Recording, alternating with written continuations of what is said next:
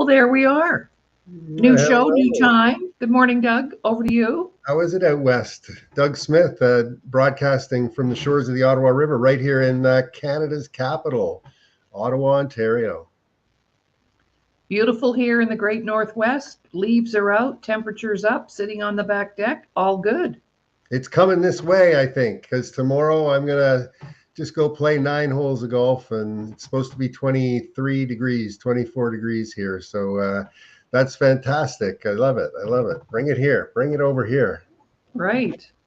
Well, I'd like to just welcome everybody to the press box. And of course, we're streaming live right now in several platforms. Of course, the Disability Channel, our mother network, and my YouTube page, Laurie Davis Show Host, our Facebook pages, Laurie Davis, and also Self-Worth the Missing Link. Superstars. And we have a superstar coming in a few minutes with whom you're going to introduce. Yeah, and you can go to kurtdavid.com. Just Kurt, K-U-R-T, David.com. Amazing guy, started from glory days, professional broadcaster, Emmy Award winner.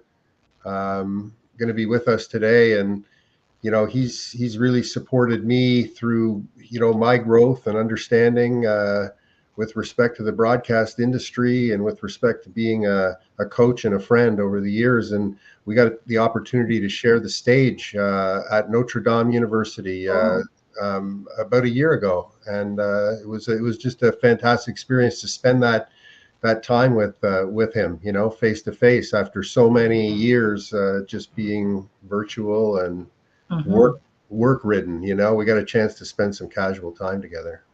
Super. So what are we going to pick his brain about today? What are we going to talk about? Well, I want to start with basketball and his growing up and how he got to be a professional basketball player. He's 6'9" plus, and and then what motivated Kurt to go on to interview probably more athletes than any other interviewer about their transition from playing professional sports into what we call the real world. And so he's got just a host of knowledge in that particular area. So whether you're an athlete or whether you're just the average person out there, or it doesn't matter. We all suffer from having to go through change, and we don't like it. We can't stand even the thought of it. And so Kurt is able to share really amazing insight that he shares with big organizations in the United States about how you can go through change. Perfect. Basketball is my favorite sport to watch. And when I lived in Halifax, the big complex for sport events and concerts, I was like right across the street. I lived right downtown in the core of the city, and I had a season's pass to all the basketball games. I love hockey, and we watched hockey because we were forced to when we were children. Hockey night in Canada. And if you didn't watch it, Dad would get this look. Religion. It was a religion, right? It was a religion, man. But basketball's always been my favorite sport to watch. And so I was pretty up to speed on it then. I'm a spectator sportsman, sportswoman, sports person. It's always been a part of my life. When I played in Los Angeles, I dated a Laker girl when I was 18, 19, 20, in that range. And I always used to sit under the basket when Kareem Abdul-Jabbar and, Magic Johnson were playing. I was sitting under the basket, right, every game. It was just amazing. And I really, really got to love the game. Of course, living in California for 5 years, I really love it. Right on. Okay, well, we're going to take a little 30-second break, and then we'll bring Kurt in, because this is a part of the show that I rather promote, and that is that, of course, the Disability Channel is a nonprofit organization, so we rely on donations and sponsors and advertising with our new show updates. So we're going to look at a black screen with some snowflakes going up in the air, and this is just to share with our viewers that this could be you here, your product, your program, your service. And if this is something you'd like to do to support us, we're all for that. So here's what 30 seconds looks like. And Join us. Yeah. you know that we have a colleague on our team, Dr. Susie Mearswick, and I just did a 2-minute clip with her promoting who we are. And we did that in between my shows this morning. And she did a beautiful job. And it was like, she said, "Did I go 3 minutes?" And I said, "No, you went 2 minutes and 18 seconds. So on the weekend, I did a dry run for myself. I had 58 seconds. So I have to, hone this thing down even more. Really, Of what course. 30 seconds looks like. So just imagine you, your products, your programs, your services, your events. And by the way, I'd like to share that the Today Show, which we broadcast 5 days a week, and we'll invite Kurt on and you on as well on the Today Show. But this time last week, we were streaming on 5 platforms. And this week, we're streaming on 15. So that's like Ramin told me, a 200% increase in a week. Fantastic. I know. Isn't that tremendous? People are interested in listening and watching this way. Mhm. And they're interested in listening and watching people they trust and have experience. That's right. And that's really savvy to be able to do that, right? So pass it on to your friends and go to DougSmithPerformance.com. Like Doug Smith Performance on the internet or Doug Smith NHL, you'll find more information than you probably want. But watch the videos. Watch the videos and look deep into my story, and I'm happy to help. Just reach out Great. anytime. So maybe we should have you do a 30-second clip, and then we could put you up here instead of the snowflakes going up in the air. That's a good Okay. idea. I think they look at my face enough here on the show, Laurie. Oh, that's all right. They don't know everything about you like I do.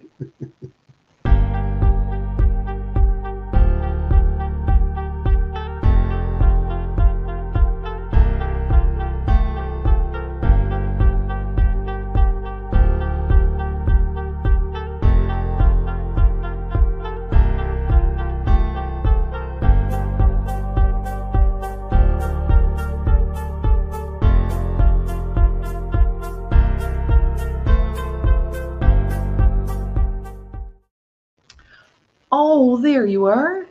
Over to you, Doug. A brief Hey, introduction. We shared a little bit already, but just a formal intro for Kurt here. Welcome. Formal introduction. Well, an Emmy award-winning professional basketball player made the transition and now helps. Well, I'm going to say millions because the internet just took over, and you're helping millions of people make transition happen, or at least make it palatable. Isn't that right, Kurt? Well, change is certainly something that's in my vocabulary. And first of all, thank you. It's quite an honor to be with you too. Between the both of you, Doug and Laurie, it's amazing the amount of talent that you two have. And I have to say right off the bat, that opening that you guys have for the show, that was amazing. I mean, if you're not pumped up after watching that opening clip that you guys play, something's wrong with you, right? You better get your pulse checked or whatnot. But and I also want to say something you just alluded to about the 30-second break. Being in television, one of the things I have to tell you is that unless you have funding and distribution path, it's difficult to keep things moving. And so you obviously have a great distribution path. I think I heard you say there's 15 different platforms you're on now. That's amazing. And so now it's just a matter of continuing to get the funding in order to continue and continue to get the good messages out there and decent interviews as a result. Yeah, it's quite incredible how things are changing. Now you grew up. I want to hear your story about going from a child with a big family that you have, and then getting to the top, and then making the decision to move on. Like tell us about your family, where you grew up. Yeah, no, I appreciate that, Doug. It's difficult to talk about what I do without talking about who I am. And who I am, a large part of that is my upbringing, how I was raised. There was 8 of us in one house with one bathroom. And so I always proceed by saying, you learn early in life when there's 8 of you in one house with one bathroom, that life is not all about you, right? And so early on, you start learning about other people and caring for other people. But, the great news for us was all 6 of us kids growing up were on full ride athletic scholarship in college, and 2 of us played professionally. So imagine that household growing up. But part of it was our mother was an athletic director and coach at a local private school where we attended. So we literally had the key to the gym anytime we wanted to go. And we often did. Christmas night, Thanksgiving night, we'd finish dinner and be like, okay, who's going to the gym? Let's go. And it was a great way to get those 10,000 hours that Malcolm Gladwell talks about to get to perfection. And, I guess I haven't counted it. I'm not sure if it's 10,000, but we sure spent a lot of time in the gym growing up. I can tell you that. I bet. Well, and still at this age, there's nothing like it, right? When No, you go to a gym and you have a basketball in your hands, everything else goes away, doesn't it? Yeah, it's a great, I always believe, and my parents taught me this, sublimation of the energy drive. If you're doing something positive, you have that much less energy for something negative. And that could apply to sport. It could apply to music. It could apply to somebody involved with drama. Whatever that sublimation is, as long as you're doing something positive, that much less energy for for something negative. Idle hands is the work of the devil, as they say. And I know for a fact that if I had more time on my hands or or more energy, I probably would have found a lot of trouble growing up as well. Yeah. Now, Laurie, did you go to basketball? You were telling me a basketball story. Well, I'm a spectator person. I'm not an athlete of any kind. I can hardly walk down the front steps without falling over. So, athletically, that's never was anything that I wanted to do personally. But I love watching sports, and basketball is my favorite sport to watch. Why is it your favorite? Even though I mentioned earlier, Daddy insisted we watch Hockey Night in Canada, but that was just to keep him happy. So I have to ask you, Laurie, you just mentioned that growing up in Canada, being in Canada, hockey is it. It's number one. Why basketball? What attracted you to basketball? Was it the guys in the shorts or, what was it exactly? It could have been that. But I think it was just, I love the fast pace, and I could keep my eye on that ball a lot easier than I could keep it on the puck. Yes. Okay, like it was just easier to follow, and watching that teamwork, passing it and all that. Of course, we learned how to play basketball when we took gym class in high school, and you understand the mechanics of most of the games. But yeah, I think so. Just the way that it is so synchronized. And when did you wake? Like, so you're playing professional basketball. What was the wake up call? Mine was pretty clear, right? You go head first into the boards and you shatter your spine. There's no question whether it's over or not. So yeah. What happened with you? Well, if I can back up a little bit, I we all remember those seminal moments in our life where we had to make decisions, and I have to take it back to 8th grade. I mean, part of it is, as you alluded to, I'm 6'9", or for us Canadian friends, I'm 2 meters 6 centimeters, and so as they say in basketball, you can't coach 6'10", right? You're either 6'10" or you're not, right? And so when you're tall, and it helps you with the sport. But I remember vividly, Doug and Laurie, when I was in 8th grade, I had a good friend that was he wanted to join the Civil Air Patrol. He wanted to become a pilot of some type. And so in 8th grade, he's like, hey, come on down. Let's go to these meetings. You can start learning about airplanes. And I'm like, oh, I love airplanes, right? And so in 8th grade, I'm going to these Civil Air Patrol meetings with him because he wanted to get a pilot's license by the time he was 16 or whatever the legal age was. And so I started going to the meetings. Well, the problem was I was 6'5" in 8th grade. And so basketball started taking off for me. Back up a little bit. I was 5'11" in 7th grade and 6'5" at the end of my 8th grade year. So that's the biggest growth spurt I had. But in 8th grade, I'm 6'5". Basketball is starting to take off for me. This friend of mine, he's like, well, I want to be a pilot. I want to get my pilot's license. So that was a seminal moment for me to say, boy, do I want to be a pilot? Do I want to join this organization with my buddy and do this? Or, okay, basketball is starting to take off for me. Well, I went the route of basketball, obviously. He remained the route of airline pilot. He's now a captain of a 777 flying internationally all over the world. But that was a seminal moment for me to make a decision that, okay, I'm going to stay with basketball. And it started working out in high school and then on to college, and then had an opportunity to play professionally. But back to your question, though, Doug, all of us at some point, 100% of professional athletes ultimately are done. Unfortunately, some are more abrupt than others. Your experience was unbelievably abrupt. I mean, what a story you have. Mine, I had a hyperextension of my knee, which tore both meniscuses, my MCL and LCL, and also damaged the meniscus in my knee. But I still kept playing, right? That was the dumb part. I kept playing, came back from where I was playing over in Europe. I came back and actually had a free agent tryout out in San Francisco to try to join the big league. I went in for surgery 2 weeks after that, and the surgeon basically looked at me and says, Kurt, you can keep playing basketball and not walk by the time you're 40, or you can give it up. Well, I was 27, 28 years old at that time. And so, it Uh, was a hard decision, but I wanted to walk by the time I was 40. And so for that reason, it was easy. But as you know, Doug, the transition out of sports can be very challenging, right? mhm, There's so many things. You go from being inside the locker room to all of a sudden you're outside the locker room. You go from having all the support system around you to all of a sudden you got to find your own support. You go from being on a schedule, all of a sudden you're making your own schedule. And mhm, so it took me about 5 years, literally 5 years after I was done playing basketball to kind of find myself again and literally stop thinking I was in a fierce competition with every soul around me, right? hmm. There's Oh, yeah. competition in the world, but I felt like I was in fierce competition, like I couldn't trust anybody. I'm in fierce competition with every soul around me, which doesn't help with relationships. It doesn't help with building your network and whatnot. But it took me about 5 years to finally relax and realize, yeah, the competition's healthy, but I'm not in fierce competition with every single soul around me. Mhm. That resonates. That resonates with me Oh, a lot. I think all the times that happened to me, and I think it's a constant. It never really goes away. It's more of a management issue, right?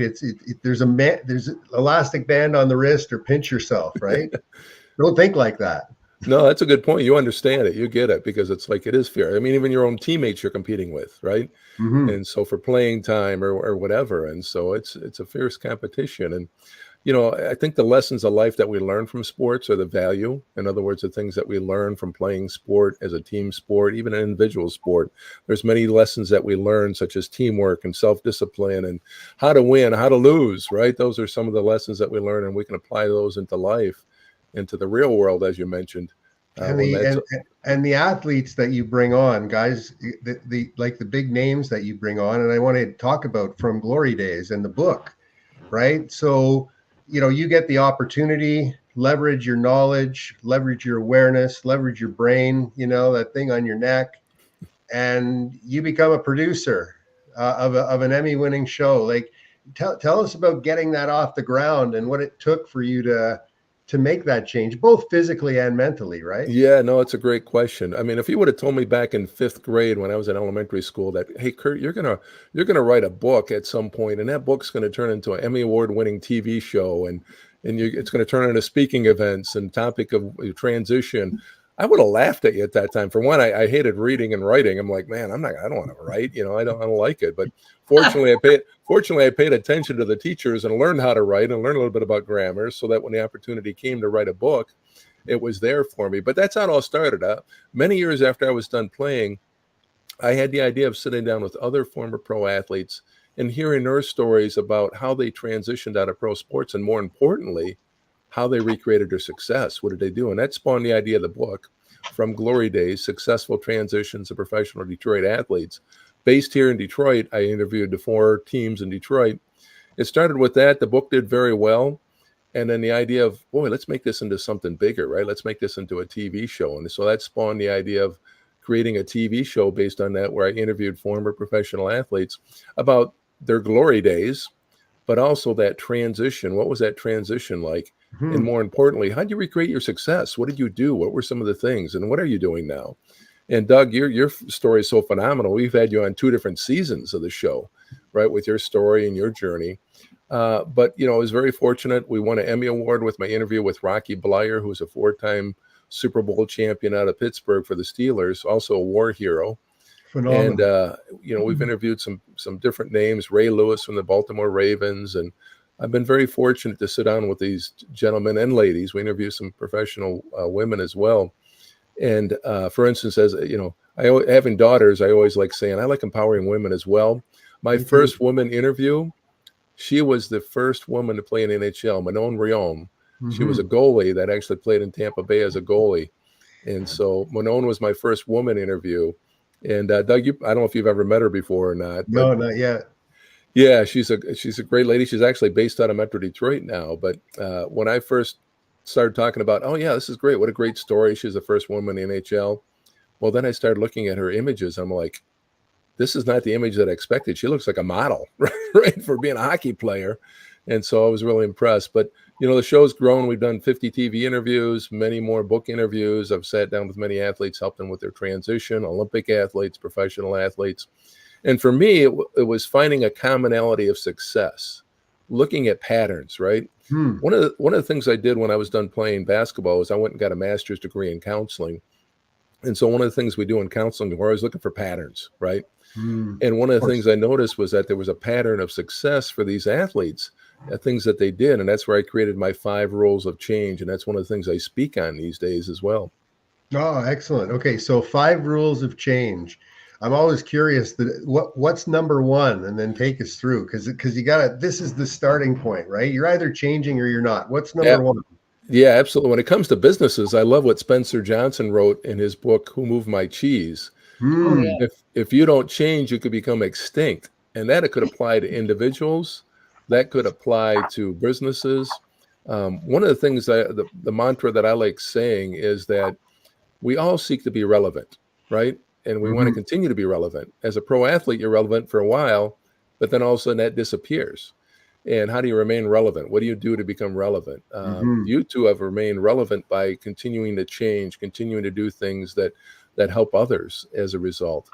And so that's a very important aspect of it. But back to the 5 rules of change, being a simple guy, I'm like, man, I know there's 5 things that I have. Let me create an acronym that I can remember so that when I talk about these 5 things, I can use this acronym and refer to it. And so that's where the rules, RULES, came in, because there's rules in sports, there's rules in life.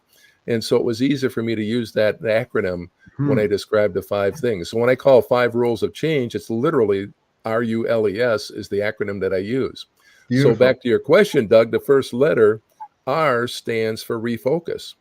What I've discovered is any pro athlete, any business, any organization has a period of refocus. And what that refocus is, that's a soul searching. That's a time to reevaluate current goals and look at future goals and say, what's our new strategic plan as a business? What's my new objective or goal as an athlete?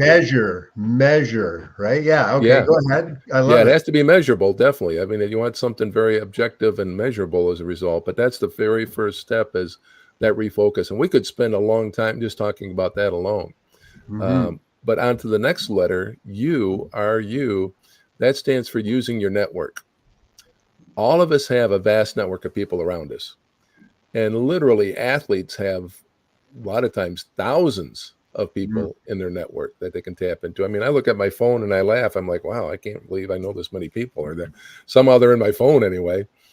But my point is this: once we have that refocus, know what our measurable objective is, our new goal, our new strategic plan, we start tapping into our network. We use our network to say, hey, listen, this is my new objective. This is our new goal. Uh, Tap into it. And if I'm a business, I tap into my internal and external network in order to help accomplish that. Now, one of the things I want to qualify by saying when I talk about this one is I'm not talking about using and abusing people. I'm not talking about, boy, this is my new goal. I'm going to use this person to accomplish what Hmm. I want to accomplish. I I'm know what talking that about, feels like. yeah, we've all been there. So I'm talking about creating win-win with your network. In other words, using that network, but also creating that win-win in there as well. Again, we can Hmm. go really deep into this. And, a lot of times I'll have businesses or individuals start listing people in their network, aligning with their goals. But the next letter, L, bar none, without question, without argument, is the most difficult for professional athletes. And that's letting go. Letting go. Mm. And the reason why is it's in the marrow of our bones to fall down 7, get up 8. Right? That's just who we are. That's ingrained on us, not to give up. You just keep fighting through. And that's one of the most difficult things is to let go. Now, Hmm. as a business, there's many things we have to let go of, right? It might be, boy, we were, supplier of the year last year. Well, so what, right? Now what, right? You got to let go of that and keep moving forward and as you continue to change.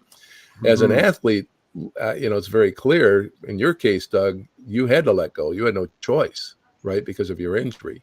Yes. And, I had to let go. I had to make a choice to let go. I could have not let go, but I had to make a choice to let go and Hmm. emotionally let go and physically let go as well.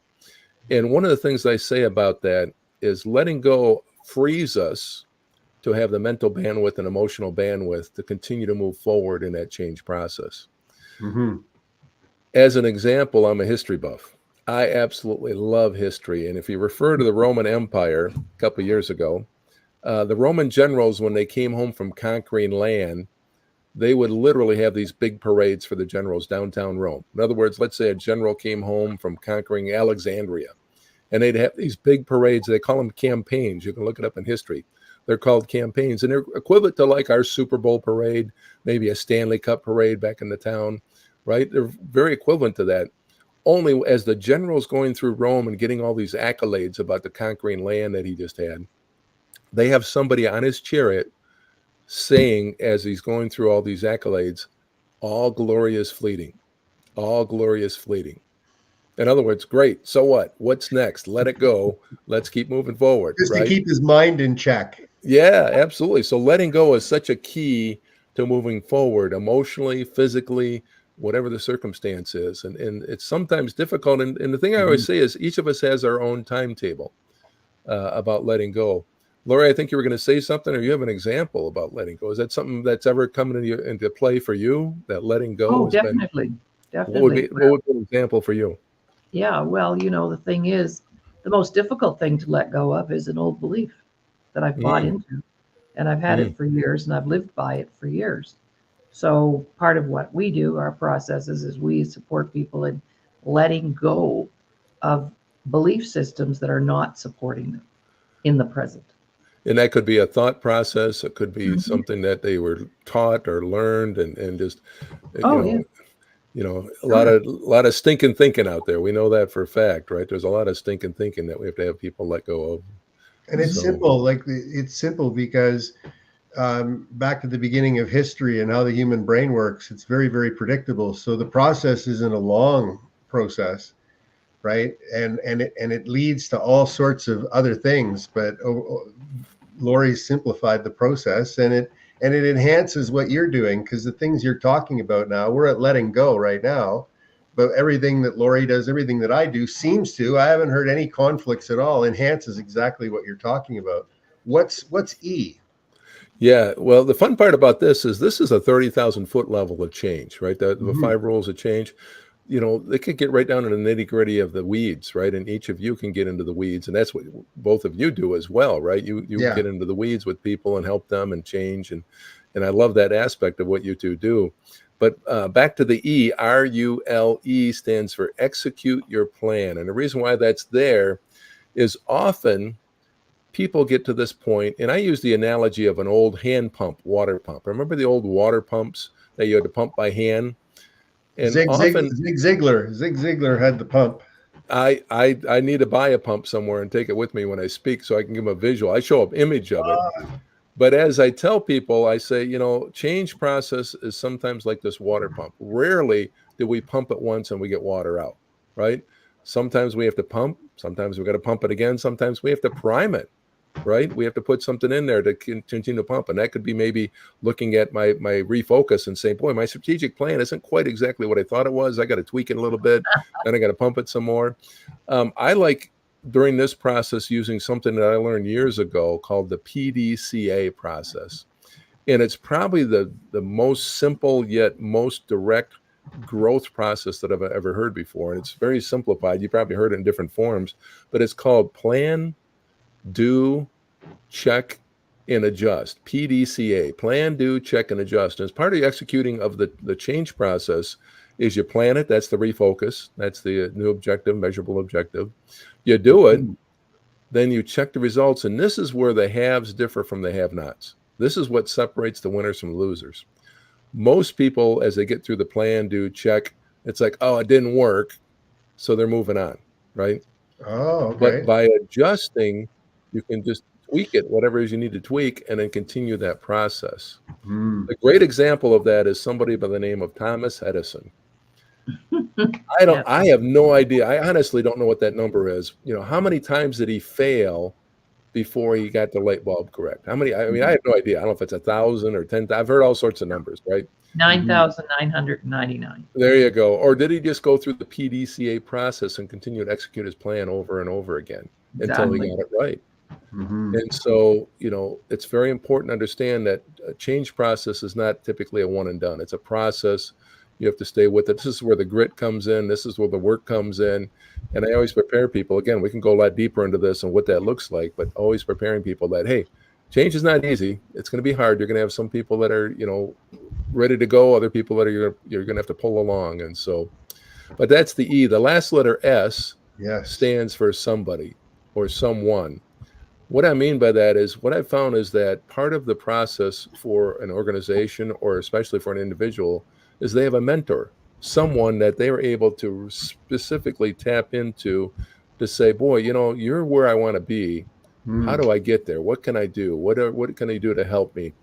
Everybody that I've talked to individually as well as businesses had one person in particular out of their network that was like a mentor to them to get through this change process.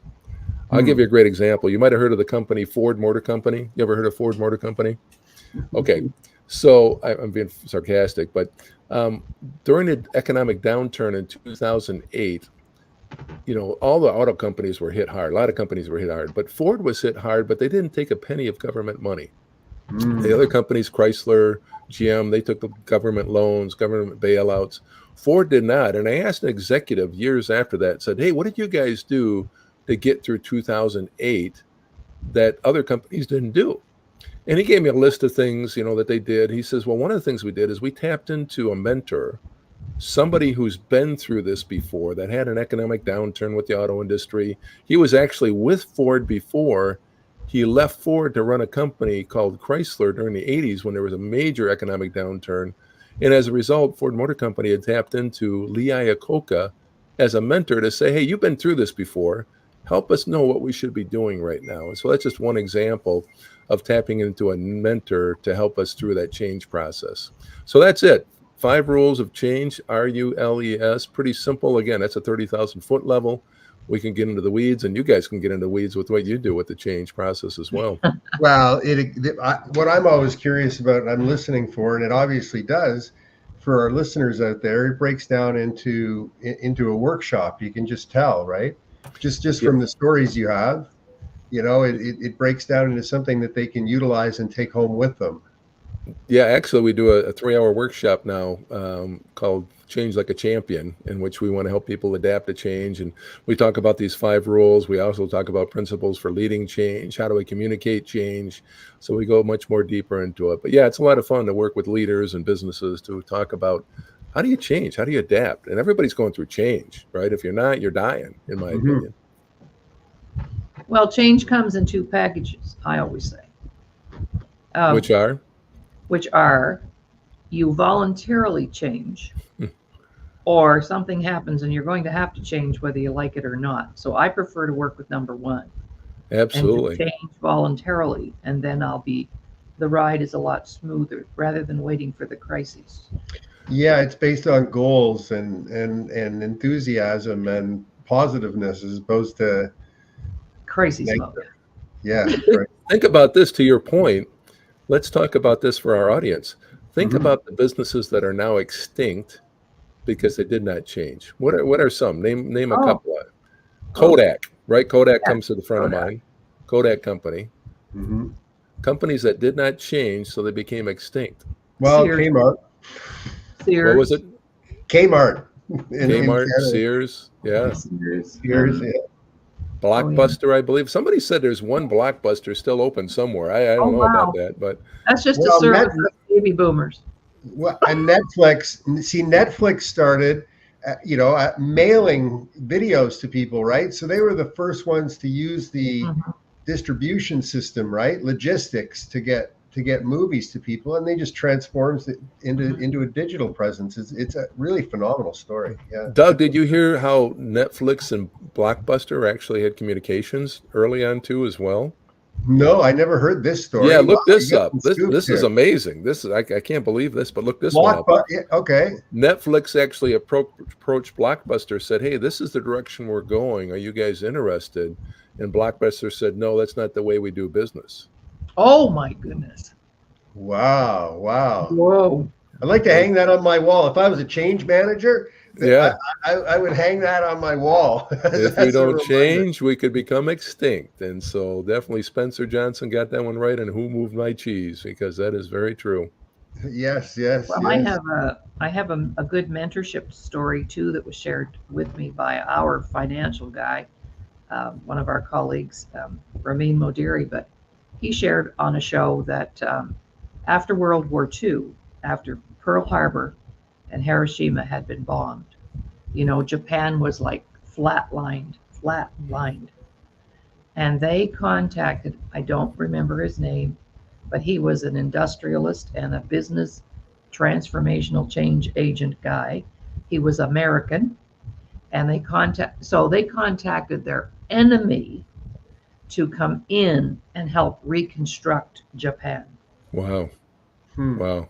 That they tapped in his mentorship to say, hey, listen, Right. here's where we're at. What, We what do don't we need care to if you're do? our enemy, you know how to do it. Well, look what happened, 40, 50, 60 years later. They're killing it, right? They've done very Yeah. well since as far as their industry and industrial and I mean, their cars during what was it, the 80s and 90s, their cars were Oh, tops, and they're still they're competing broke. up there with their cars, obviously. But Well, we want to make sure that everybody knows that you're ready and willing to come to Canada to share this message about change. The timing's perfect, right? We talk a lot, and the challenges that we face from an emotional wellness standpoint, really haven't hit us yet. So they're growing now, and it's things like this that they have to get locked in. Tell us about some of the clients that you've been working with down in the States. Do you yeah, have no, anybody it's you it's can been mention? yeah, it's been very exciting. I mean, it's neat to see because back in 2019, I think I was 140 in-person presentations, which I never want to do again, honestly. I mean, that was insane. I was doing 3, 4 a week, and it was great money, but it's like, oh my goodness, it was hard on me. It was hard on my family. And then 2020 hit, and I think I did 7, maybe 5 in 2020, and it's kind of limp back since. But the more I talk to people and more I'm at events now, people are like hungry to get back Mm, together again. They're really yes. they want that networking, they want that inspiration, they want people to say, yeah, let's do this. And so, to answer your question, Siemens Corporation was one of my big clients. Mm, A lot of automotive or manufacturing organizations right now, because automotive and manufacturing are going through a lot of change. Technology, I mean, technology is going through exponential change. I don't think you can keep up with the change that's happening in technology. And so, some of those clients are the ones that have the biggest need. But, our target is probably $50 to $100 million annual size business. And the mhm. reason why is you start getting into bigger businesses that are 500 to $1 billion. They typically have their own training programs within. Yes, yes, I've The, had the same experience at conferences where I've spoken for companies, and it's like, no, no, we have somebody for that. right, right, Oh, yeah. exactly. Yeah. Yeah. And the smaller companies don't have the budgets, right? They just don't have the training budgets, True. unfortunately. And so, our target is between the 50 and $100 million companies that are still looking to grow, looking to change and continue. One of the things I always say too to organizations, especially the leadership is that, you want change ready workforce. You want people that are confident with workforce change. In other words, whatever that change might be. I spoke to a company not too long ago. They were going through a platform change with their technology platform. And you have some people that were old school saying, oh, you know what? Mm, I love this. Why are we changing? This is working. Other people saying this is going to be more efficient. This is going to, help us with our efficiencies. And so it's just a matter of helping people understand that, hey, change is going to happen one way or another. mhm. Like Laurie, you just mentioned, I can be on the front wave of that change, or I can be the one that's getting pounded by that change of wave. And we want to be As in that long as front wave. as long as you don't, the way I look at it, as long as you don't damage your forward progress, right? As long as you're not implementing something that's gonna inevitably hurt your performance. No, that's true. That's No, very there's true. no way that what you're talking about and getting things in line, right? I mean, and it's got to be like an Apple Watch today. I mean, the Apple Watch is big. It's on your whiteboard. It's on this tool right here. It's all over the place where, Apple's got all these functions for your physical capability on the watch. We should have the same functions for our emotional capability, shouldn't we? I mean, because this would be perfect for somebody to have on their watch, just as a reminder, right? Well, that's what you're so good at, Doug, is you're very good at taking kind of meshing the logical and the emotional, right? Because that's so important. There's a logical approach, but also there's an emotional approach, and you have to Mm-hmm. approach both those, because if you don't, you're going to lose people that are logical, that are emotional. You're going to lose people that are emotional with the logical. And so there's something I'm looking it up right now. It's the author's name is slipping from me, but I'm going to look it up right now because it's so important. There's a book called Master of Change by Brad Stulberg, Mhm. Stulberg, and I'd highly recommend this book. It's called Master of Change. He has a concept called rugged flexibility.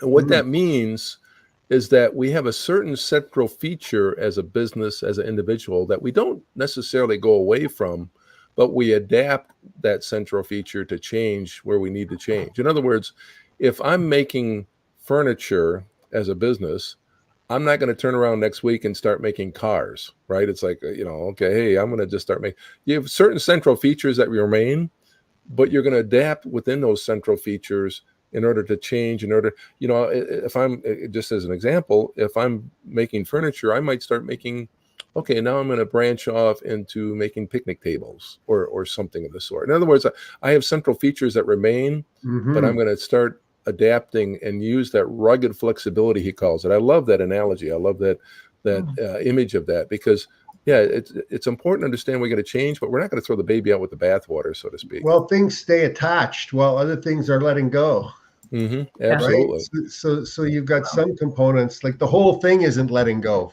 as an Correct. example, right? Correct. Well, I have a Yeah. little rule around that. Oh, I have a rule around that for me.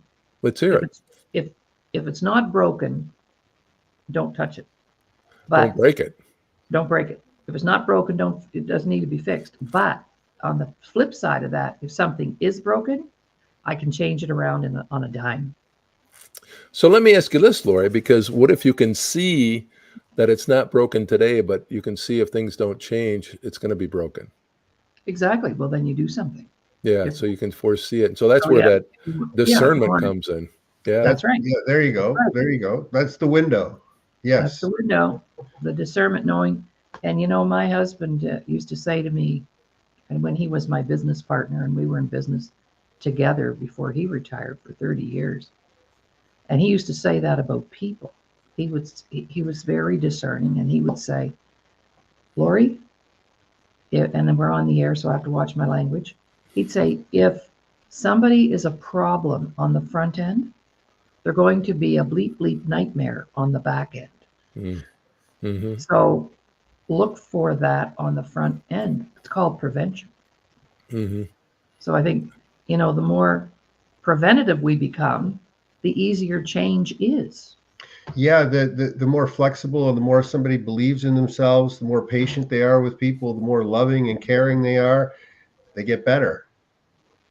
Yeah, absolutely. Well, it's interesting because we talked about letting go, and I just wrote an article on LinkedIn, as a matter of fact, about Hmm. when do you know it's time to let go, right? Because there is a time to let go, there is a time Oh, to move definitely. forward, and as a business, one of those times is if what we're doing is no longer profitable, right? That's a time to let go, because it's like, oh, okay, well, great concept, but we're not making any money on it anymore, and in order to stay open, we have to make some money, and so that's a good time to let go, or at least make an adaptation of our Yes. central feature so we can continue to move forward.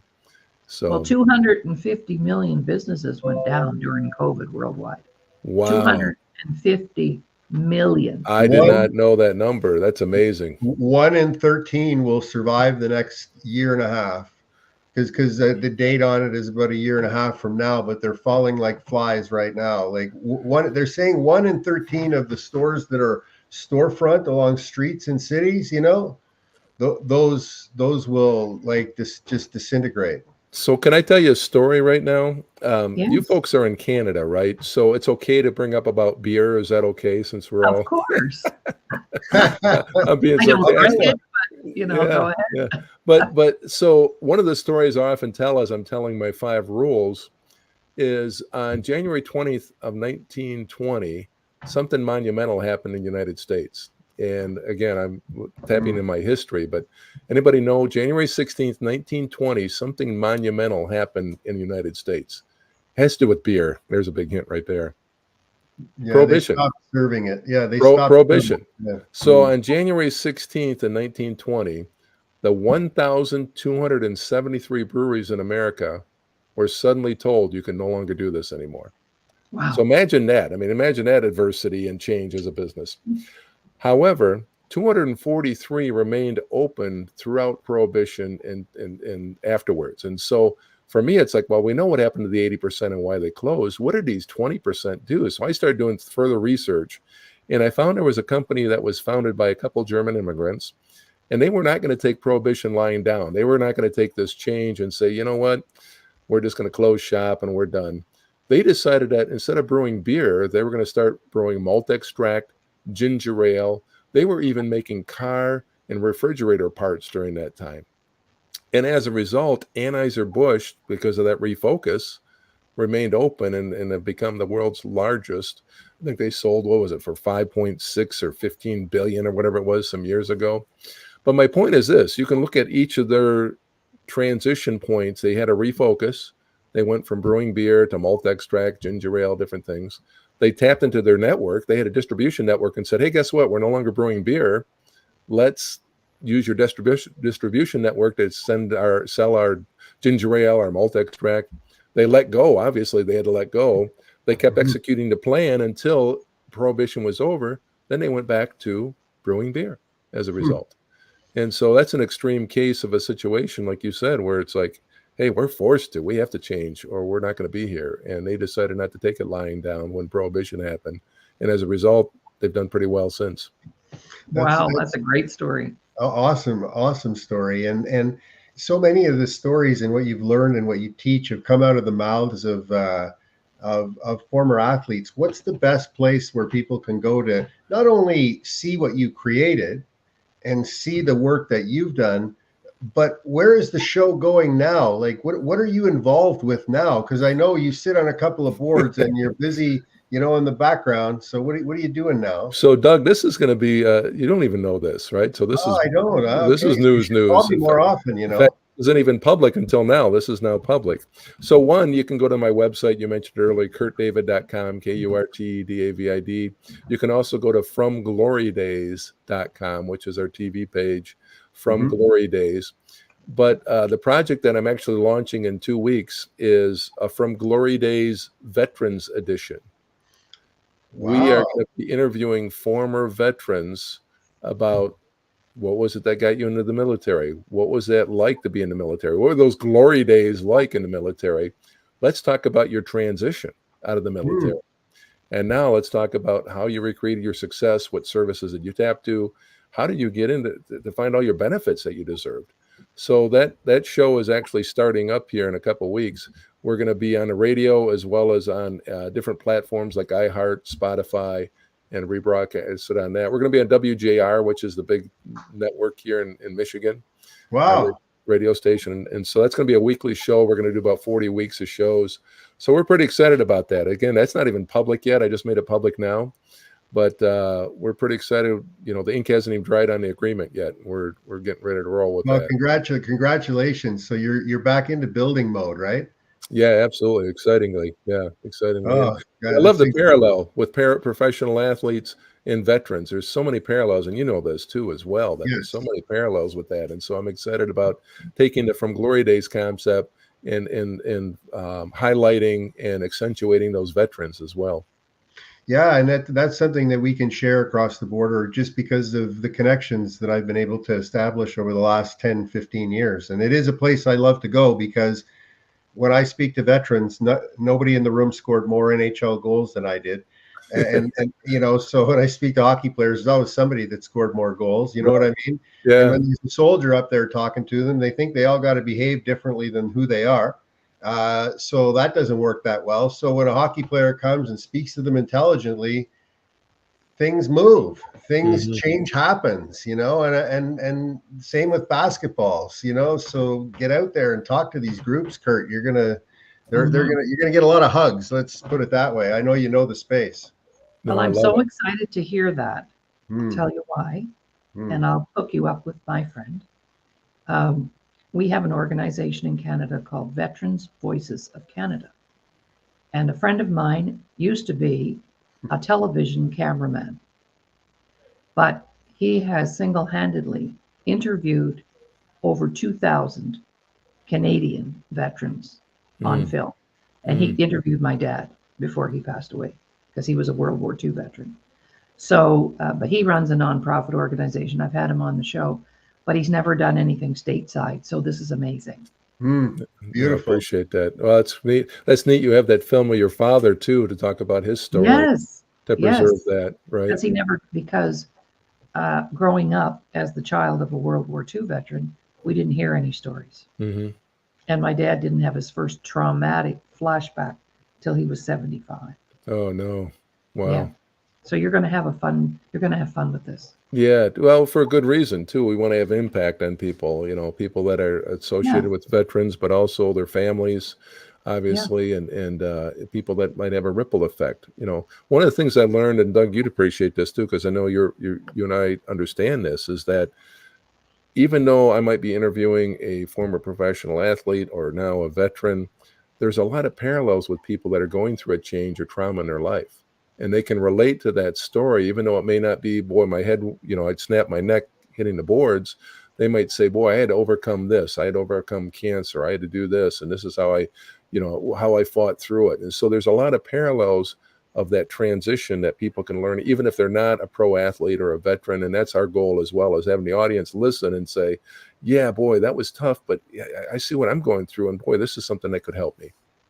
There's always there's impacts all around us, right? And if we all suffer from an impact, if you can agree with that, then and there's a way to solve the issue and help relieve the pain, then take it, right? That's the way I look at it. Absolutely. What about you, Laurie? Well, I agree totally. But now what we have to do is get our agencies and our government agencies on side, our health services, our mental health professionals, on side that there's more than one way to get well. Mm-hmm. And it may not be the conventional way. 95% of my clients have already been through detox, counseling, jail, crime, drugs, addictions of all kinds. And so the empowerment side is what's missing. So I think once we incorporate that and recognize that as a valuable piece of the pie that needs to happen, then lots of changes can happen. But right now, everybody's in that box. And so And alternative that's mental health care or physical care, physical more so, more freely now, but in the mental health area, the emotional area, we've been pounding on that door for 32 years. But now those trained professionals are my clients because they don't have the empowerment component in any of their training. Well, and that's why you see so many veterans and so many former professional athletes self-medicating, right? That's They're right. trying to find their way, and so they're self-medicating to cope with what they're That's right. coping with as a result. But hey, so usually, this is what's fun for me. Usually I'm the one asking questions and on the other side of the microphone. Yes. So let me Wow. flip this around on you two. You asked me, boy, what's down the pipe? What's coming up for you? What is it you're working on? I shared about the new show that we're doing with veterans. What about for you two? What's coming up here? What is it? I mean, obviously you got this show. Love your opening. Uh, if your ending is as good as your opening, this is going to be a rock star show. There's no question. But tell me more about you two and what's down the pipeline. Well, just before, may I go, Doug? Just Yeah, before you please. came on, I said, you know what? I need to be interviewed. I need to be on more shows. I need to be on more podcasts talking about what I've done, Yes. or what I have to offer. So I've been doing a lot of interviewing for years and years, but to be interviewed is a different experience. So that, but I also have a story from 25 years ago, and I have been approached about turning it into a feature film. I don't even have to do a book. So those are some of the things. And we just started broadcasting another show with the Disability Channel. And thank you, Doug, for introducing me to the Disability Channel via our sports show. Because if it hadn't been for Doug, I wouldn't have known anything about it. So they've embraced me to co-host a daily show 5 days a week. So that's what's coming up now for us, expanding our broadcasts. Well, and expanding the ecosystem, right? Mhm. It's an ecosystem that's based on health. And, our teammate is Veterans House, which is a national charity, which I'm very close to and work with the executive director. And the money that can fund a lot of this, plus government money that's going there now, can be funneled through Veterans House. Mhm. So there's really unlimited potential for this opportunity. And all we're looking at right now, it's been 5 years we've been putting this together. So that's what's going on with me. We're just putting the final dots, like signing the final paperwork over the last month or two. And then we're going to be able to move forward freely with a plan for veterans that gets them transitioned through. And I just want to share it with the United States, just so you can pick it apart. You know what I mean? So we'll do some of that stuff, Kurt. Yeah. Well, you mentioned two things: Thank the you, Brad. Veterans House, obviously, the Veterans House, and also what Jay's doing at the Disability Channel. I mean, what Jay's doing over there, it's been amazing. And yeah, I'm glad- it's a great ecosystem that's being built, and we want to reveal it so that maybe you can duplicate the same thing, right? Because if you do it in the U.S., all it is 10 times bigger. We got to build it so it'll scale. So we'll reveal that to you in a short time, because you're tied into that community so closely. So this is awesome. Well, the population of Canada lives in California. So, gentlemen, I hate to cut us short because we could probably talk for hours. I believe, Kurt, we had that similar experience when we did meet, that we could talk forever. But time is coming up. So any closing remarks, Kurt, over to you. Where to find you? Like, I would just tell everybody where to find you again. LinkedIn. I live on LinkedIn. So Kurt A. David. I always use my middle initial simply because people always confuse my first and last name. They'll call me Dave or David, or, mix it up. So I use Kurt A. David. A stands for Anthony. But if you go to Kurt A. David on LinkedIn, you'll find me there. I live on LinkedIn. And so it's a great place to connect. Obviously, the website as well, kurtdavid.com. My goal, and I think that's why we get along so well, like you as well. My goal is to impact lives. That's what I'm here for. My purpose is to positively impact lives and change lives using the gifts and abilities that I've been provided. And so that's what excites me. That's what gets me out of bed every day. That's what causes me to leave my family to go help others, is to have an impact in a positive way using the gifts and abilities that I've been provided. Wow, that's a great way to finish the show today, Laurie. What do you think? Absolutely perfect, guys. Thank you very much. Thanks a lot, Kurt. Have a great day, man. Thanks for having me. Appreciate it.